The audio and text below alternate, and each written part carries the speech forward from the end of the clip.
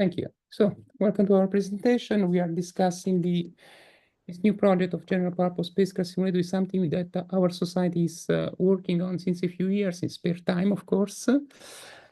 One word about us. Before the Planetary Society existed, there was the Interplanetary Society, British Interplanetary Society, actually, which is a worldwide association that is very historical. We are the oldest running astronautical society in the world. And we have some important historical heritage, like being the founders, between the founders of the IAF, the first academic journal, the first published magazine about space, which is still running, actually. And in general, we have been the cultural reference for the space sector for so many years. Things are changing, however. So despite being having an important role in a visionary project about space, but also advocacy at the time when going to space was not something acknowledged by the public. Today, the society is now interested in more different application about space. For this reason, especially in our branch of the society in Italy called BIS Italia, we develop a number of outreach activities, special outreach activities that we develop also in collaboration with the European Space Agency and the Italian Space Agency. These are really out of the ordinary path, and they see application in different grades of education, but also academic. We do a lot of thesis, master degree thesis, things like that. One part of our activities involve flight simulator, space flight simulator. They started as a joke, and then he developed one of the most important one we did with this Soyuz approach and docking simulator, which is its own dynamics and things. It's a simplified dynamic, but it's extremely important because it lets you try the technologies used for the Soyuz approach to the ISS. But also we started working, for example, with Apollo. This was in conjunction with the 58 of Apollo in 2019. So we developed our first flight control system simulator, which used an important component, which is the original software for Apollo, which is running the Apollo guidance computer, that is emulator with the famous project Virtual AGC that I think has been featured also in this flight software workshop years ago. Basically, what we are doing now is we presented the new version of this one, the latter one, at IAC 2025, a few months ago in Milan, in Italy. And we decided that it's worth doing a complete refactoring of this project. And we wanted to create something that is more easy to customize, something that uses only socket interfaces to interface with different components. The important thing is that we decided to use 42, the famous simulator, open source simulator from Goddard as a dynamic engine. Also in this case, it's also generating an external view, as you can see from this picture. And also we would like to integrate external software, which in this case, you see there is a small touch screen with the virtual Apollo guidance computer running the original software. Also, we would like to integrate external hardware and also flight controls if there is a need for that. Basically, we would like to develop a platform that is a modular one and that lets people experiment with different components like hardware, external software, software in the loop, hardware in the loop, and things like that without the need to design an entire simulator. So now we will talk a little bit about two different developments we did, and then the one we are using right now. And I pass the ball to Davide for these details. No, just a moment first. I forgot about this. Sorry. we decided to concentrate on the Apollo CSM test case, the common service module, because it has two guidance and navigation control systems, which makes things more complicated and let us try a complex environment in which there is everything, command from the computer, command from the human being, and analog and virtual mode. This has been the first fully fly-by-wire system in history, by the way. Okay. Thank you, Fabrizio. And what you see here is our first update of the simulator. It is a multi-threaded architecture based on the orchestrator, which is the main core and the main thread of the system. And we called it the orchestrator because it had to coordinate all the shared data and the interfaces with their threads and mutexes. However, it had some problems. There seemed that there was something inaccurate. It was difficult to add new module, and you had to recompile everything each time. What we found was that the synchronization was not correct. 42 has a time step, as you see on the right, and you need to respect this time step to do things properly. And also, you are in a digital discrete system, so every module has to do only one action on the current state. And also using threads is useful for modularization, but it adds more complexity, and you are forced to use mutexes, obviously because of competition on data. We also used Q to feed 42 with data in the right sequence, but this was a bad choice because you are memorizing something from a different time frame, and this doesn't put you in synchronization with the 42 time step. So we did a second more complex try, which was fully asynchronous. It had total independence from the different part of the simulation. It has three major components, but we will not discuss this now. It is based on actors. As you can see in green, every actor is an interface and can also be the spacecraft, which is a spatial actor. And the director manages all the asynchronous data exchanges.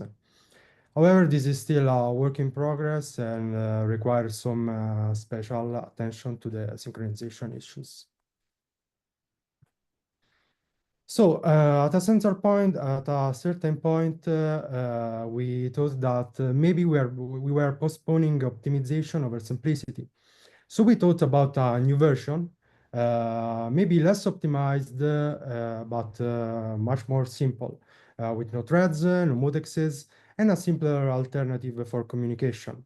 The data had to be simple to access, global to every component, and reconfigurable. But most importantly, we wanted the user to be at the center of our architecture. So we wanted a system that was easy to customize, accessible to everybody, not only software engineers, and a good tool, not a good framework. And on top of that, we wanted to share it with other people. So while investigating our options, we found ZeroMQ. It utilizes sockets. It is fast and reliable and simple to program. It is also very flexible because it can be blocking, non-blocking, asynchronous, or synchronous. Why ZeroMQ on our system? Well, because it is not only fast and simple, but also because it has a very cool feature, which is the fact that you can disconnect and reconnect modules without any worries for your simulation. So while your simulation is still running, you can disconnect and reconnect everything, and everything is still working. And also another important thing is that it is easy to test new modules in a plug-and-play fashion. So to satisfy the current needs, we prototyped the simple general-purpose spacecraft simulator, how we call it. The main concept is to have a simulator defined by the combination of modules. These modules implement one or more vehicle functions, and obviously the GNC, the guidance and control, is required.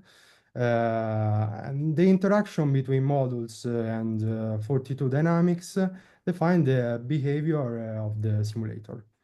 The main core of the architecture is a monolithic application which implements the exchanges of data among external modules.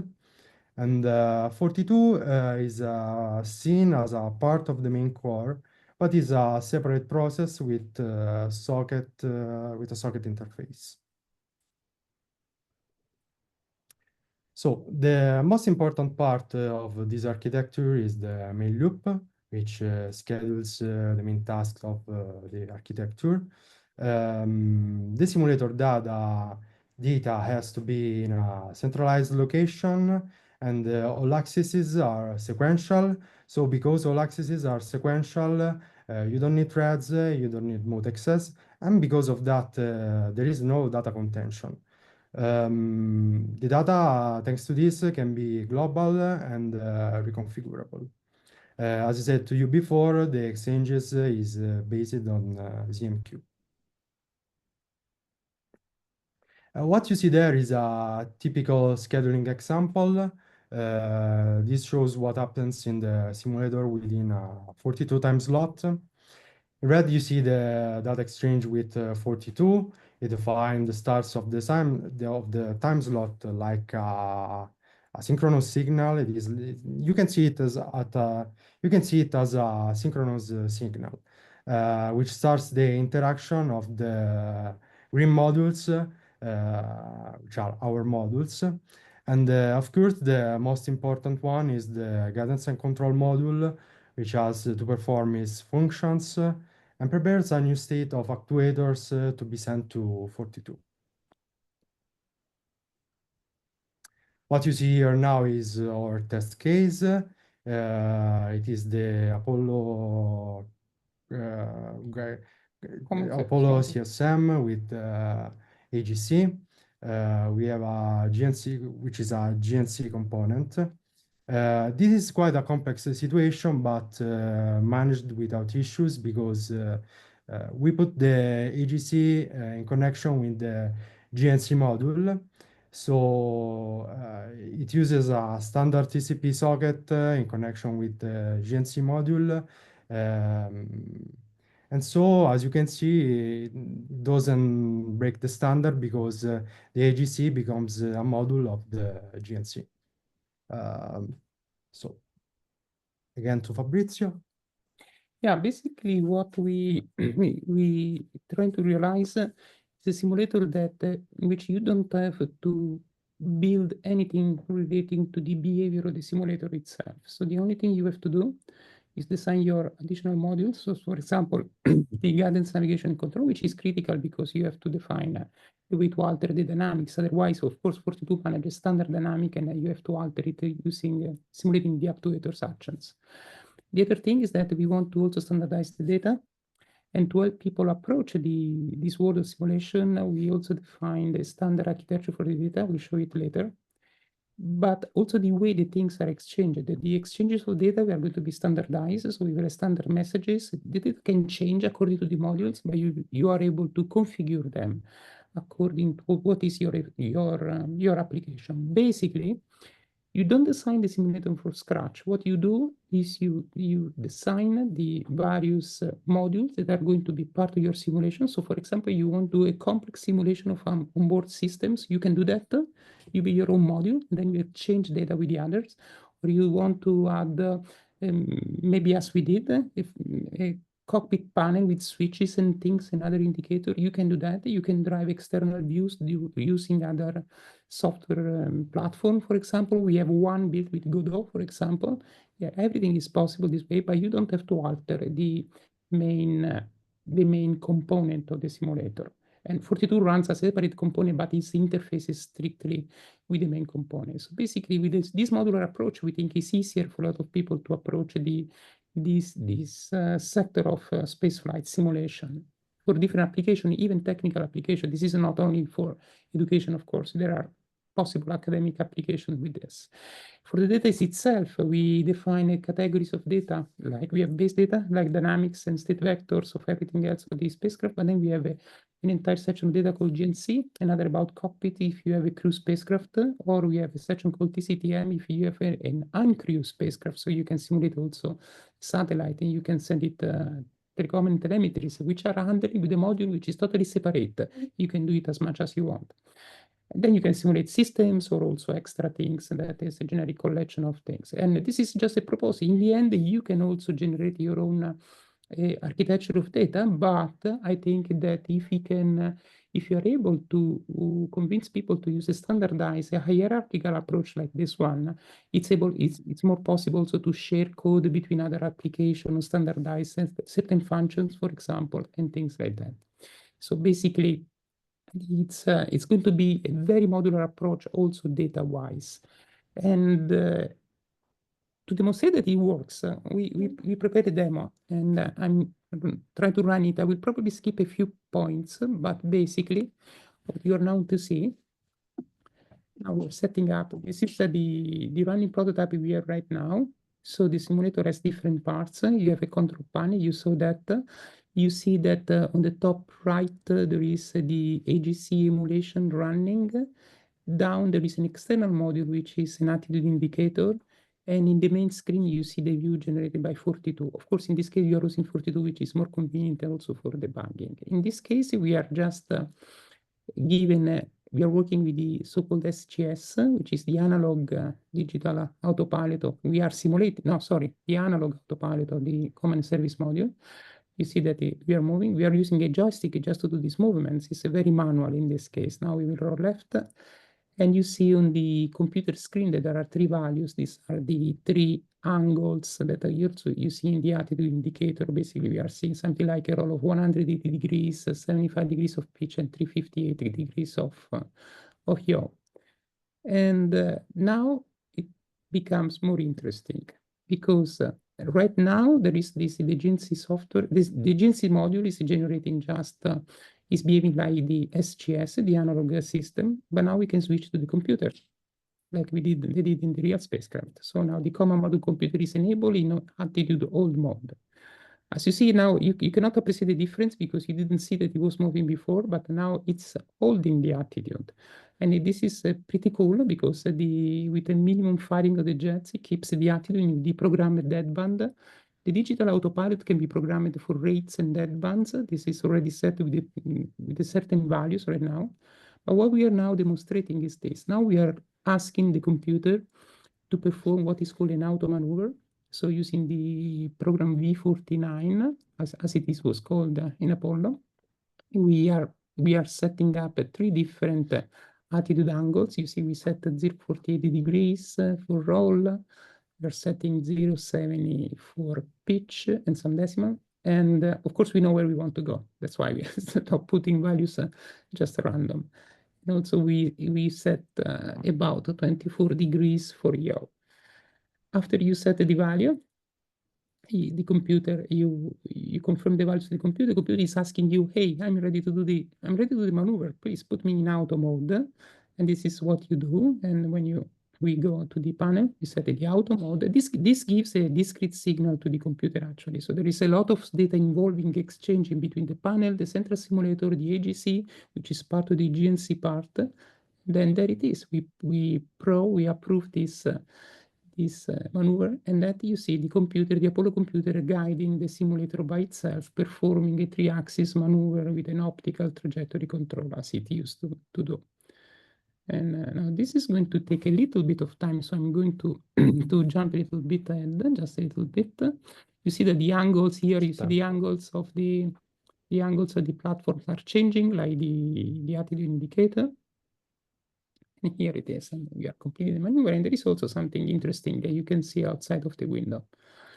And the crosshair in the middle is simulating the field of view, the direction of view of the common module pilot point of view.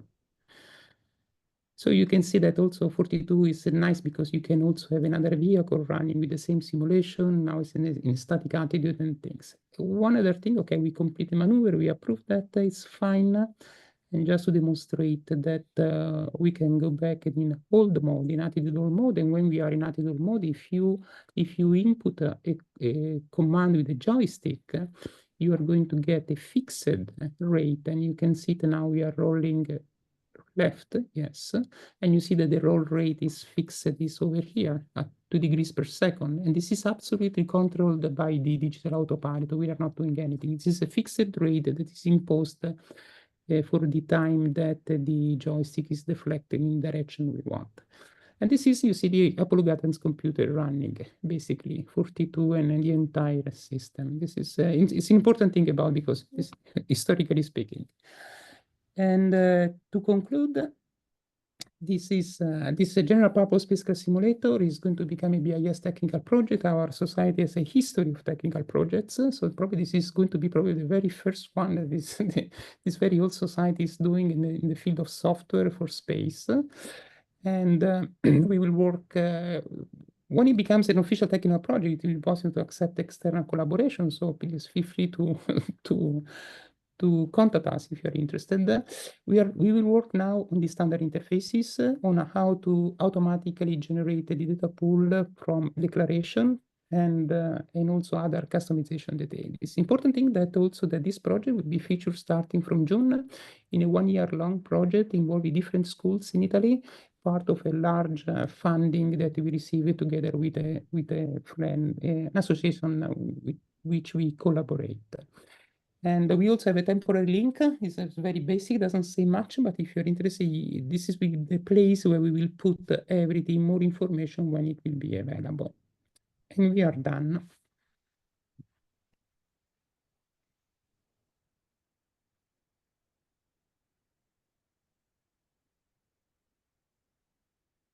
Thank you, folks. We're going to take a couple questions here.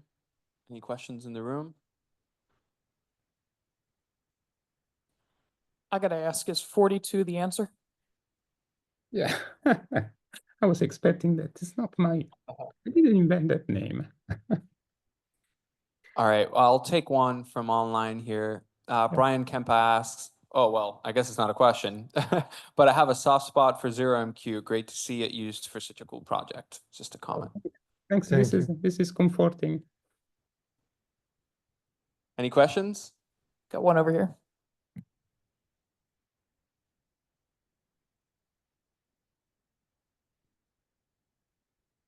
Hi, really cool project. This is sort of a two-part question. Is there any plan to make the simulation run on just like a desktop without like the physical control panel and such? And what are the approximate system requirements? Like how powerful of a PC are you running it on right now? Oh, yes, thanks. That's a great question because this is what you already saw. It was running on a desktop computer. Actually, it's running on a nano PC. I think it's a nano PC. No? It's a mini PC. It's a mini PC because we bring our simulators around. So we want something small we can carry around. Of course, in our case, we had this external panel, which is pretty cool. But if you want, and actually that panel runs with both an Arduino and a Raspberry Pi in a box for some reasons. And then it connects to the Ethernet to connect. But this is just a choice. If you want to do your own module, you compile your own module. All the modules can be separate processes. We suggested doing that in Linux. Everything will be done for Linux, of course. And then you can do whatever you want inside your desktop. Yes, absolutely. And this is already running. And actually, I have to say, what you have seen is not really using much resources from the computer. So it's very good. All right. Thank you, Fabrizio, and thank you, Davide. Last round of applause. Thanks to all.